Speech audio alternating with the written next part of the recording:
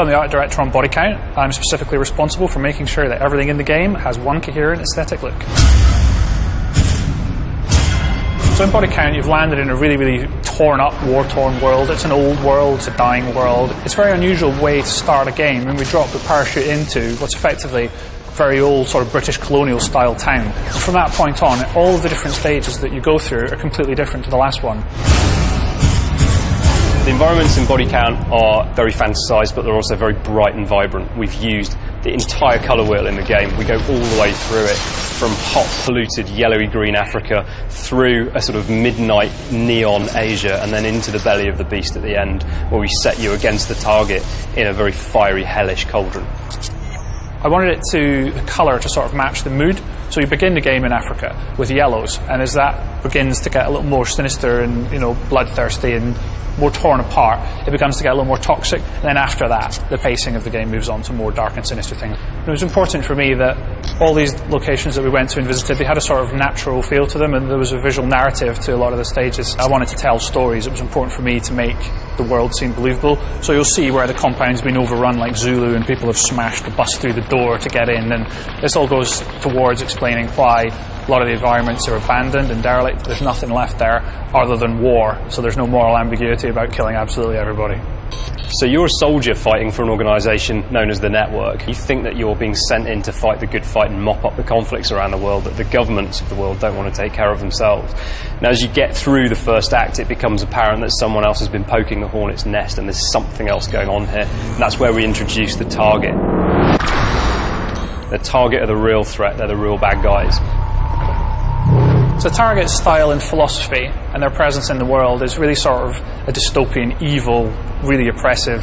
The real cue for style was just a phrase, the cutting edge, so that you're always met with a sharp edge with them. So everything I started drawing began having cutting edges right down the centre of them, so the guns, everything, you're always being met with a sharp edge, like an axe being thrown at you. Really important thing for me was to make it look like the organisation had unlimited wealth and resources. So I really went for a sort of stealth by Bang & Olufsen look to things. A lot of the reward for the player is the first time you come up against a target, and the buildings are going to be very tough, they're going to be very hard to get into. But you get inside their building, and the initial frustration of not being allowed in is rewarded by the fact that you really do become a bull in a china shop for these things. They don't expect you to be inside, so you're able to completely destroy all the glasswork, all the ceramic things. Bodycount's AI is completely class-based, so the idea is that we've put these different classes together that operate in very different ways and have different behaviours. So, for example, we've got a medic in there who can revive fallen soldiers. We've got a scavenger who will steal the game's currency intel from you and stop you from getting access to your upgrades. We've got heavy tank classes. So lots and lots of different types of AI. But then on top of that, we've got three factions. So we've got the army and the militia, and then we've got the target hidden in the background. It was important for me that when we were making Bodycount that it had a handcrafted art look, and that extended to the characters as well.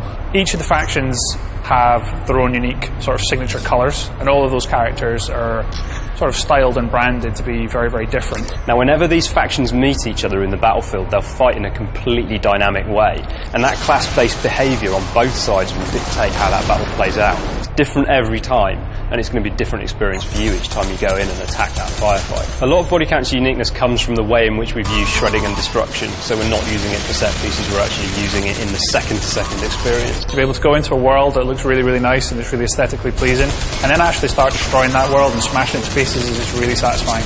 Even from a tiny handgun, you feel like you're really kicking the ass out of the world. Because there's so much environmental destruction, you're never going to get the same playthrough twice. Each building will be different. What makes Bodycount worthwhile for me, what makes it better in that sense, is the fact that we've stepped into some slightly different territory and we've produced a game that's got its own strong identity and doesn't deliberately set out to clone what other people have done. Bodycount's the best thing since sliced bread, before or after, assuming that you can actually destroy the sliced bread with a large heavy machine gun.